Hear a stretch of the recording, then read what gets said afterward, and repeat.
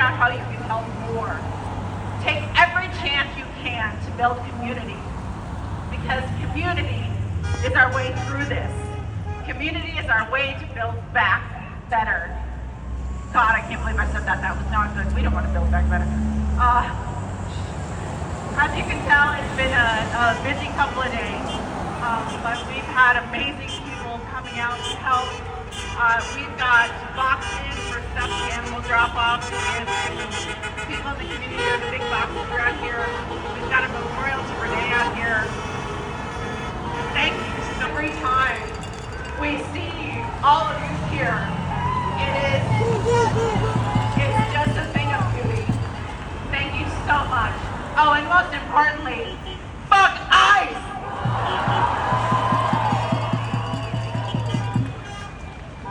Sean, everyone! I'm sorry I got a little carried away. I never introduced myself.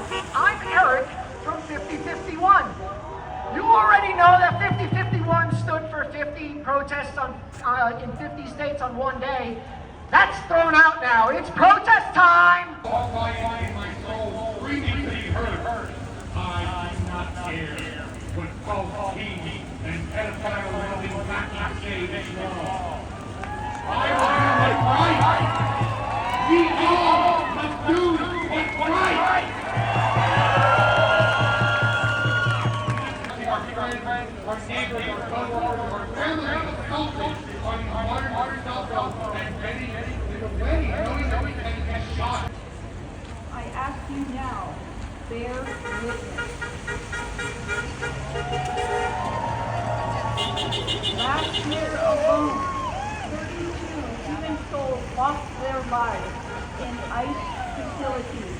These 32 were wives, mothers, sons, uncles, human beings. They died being held without due process, something that our founding fathers decided was a basic human right. I ask you now, bear witness.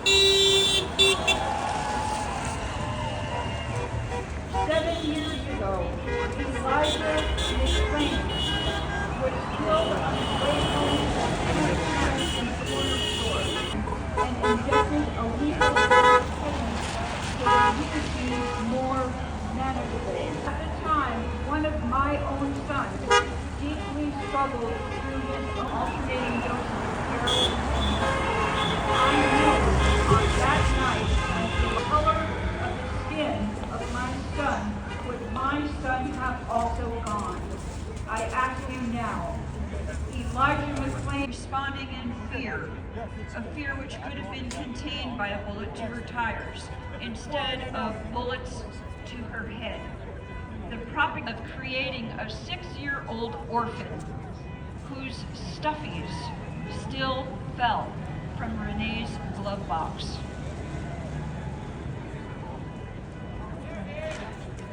There is a pressure building now among us.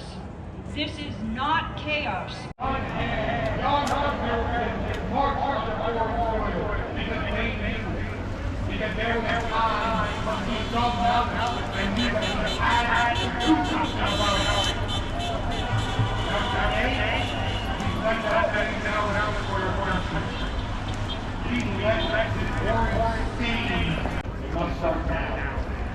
We gather and protest when it's safe, but what matters is what we do when it's not.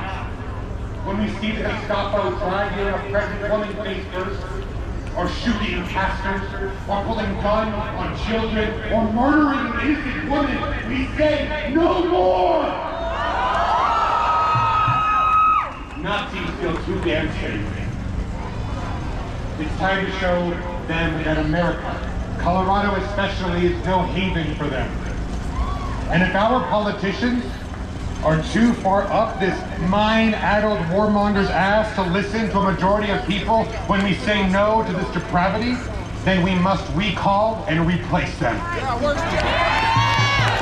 Polis, Yemi, people of certain demographics who should know historically that the boot that they lick will crush them like the insects that they are the second it serves their wannabe king. So we will replace them.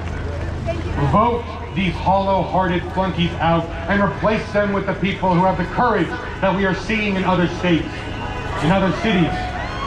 I would sooner run for office than that Colorado Springs become a nest for vermin.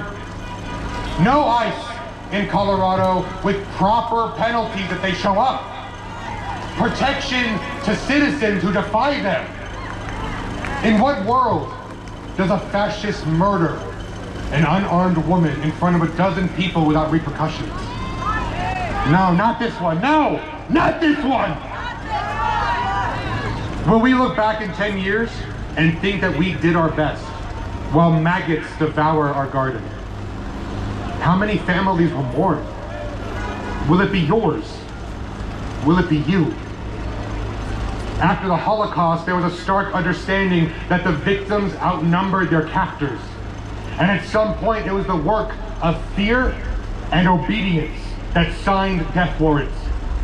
Now we outnumber the rising hate. We are numerous. We are powerful. And we aren't going to take this anymore. America didn't agree on killing civilians and handing power to rapists and felons. It must be heard. It must be felt. We are told to use carefully chosen words while they use thoughtless, violent actions. So here are my carefully chosen words. I do not advocate violence. I advocate justified action.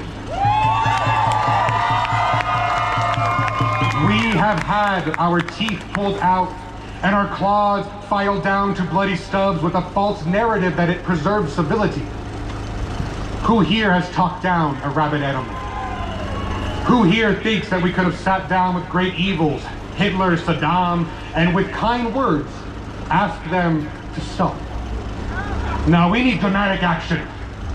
We need to draw a line here in our country, in our beautiful city, and say loud, we defy you. Say it with me.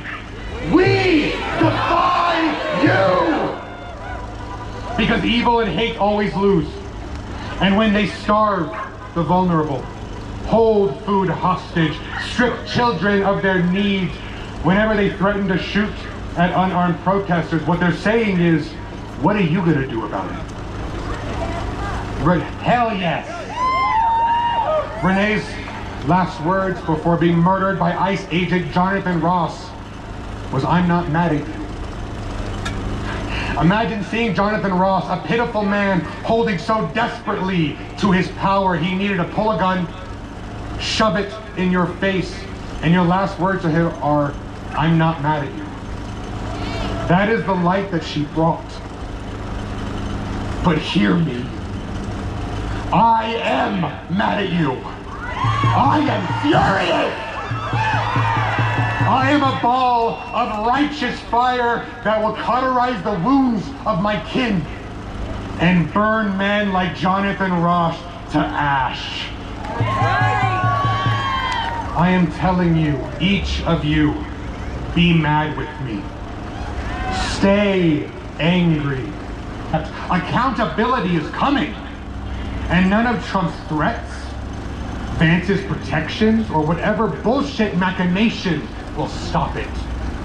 So long as we breathe, we fight that good fight. I leave you with this. We are not here to be kind.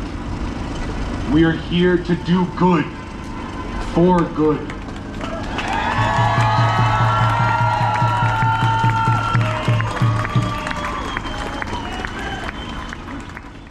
I want to call the next speaker up from the Colorado Rapid Response Network. Put your hands together for Kaylee.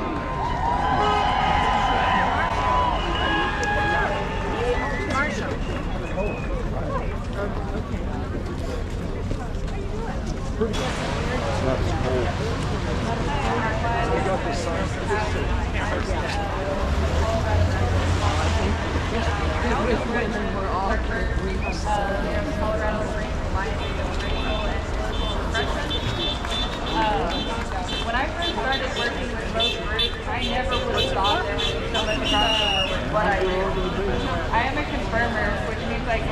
confirm the activity of ICE. After that, we work with documenting. This is the part of the board that handles the documentation, as well as giving the resources that we gathered as a community. I also I get to see both sides of it. I get to see people getting ripped out of their cars while their loved ones fight for this to let their family go. Then I get to go into people's homes and talk about how their loved ones will die. Oh, Coronado High School? This is oftentimes done in front of children who don't want to hear about how their dad is coming home for Christmas. There's no choice but to talk about this stuff in front of their children. That's why I'm producing soaps for the stuffed animals drive. We will be able to give them a toy while they talk to the parents, while we talk to the parents. Hear me when I say this is the best thing you can do in these situations, which is not great. You know, I don't want to be giving these people stuffed animals. I want to be giving them their dad back. But sometimes we can't do that. They make it very hard to do that. They're navigating losing someone they love. They're trying to figure out how the hell they're going to do this alone. They're trying to figure out how to get the money to keep themselves alive.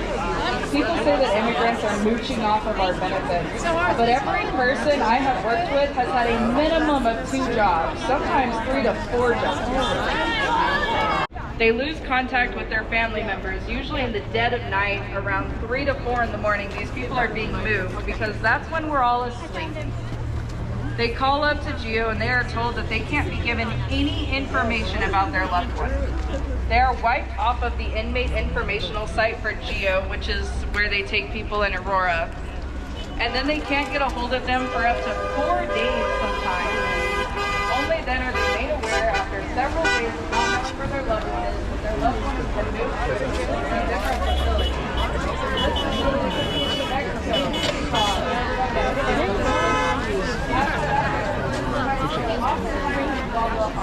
spreading the word. Oh,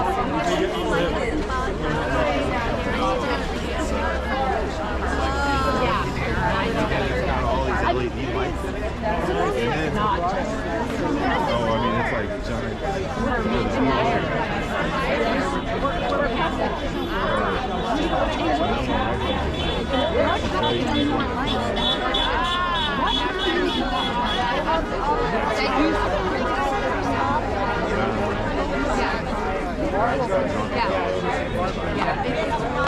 Oh, has he left Texas? Buddy of ours, man. We don't.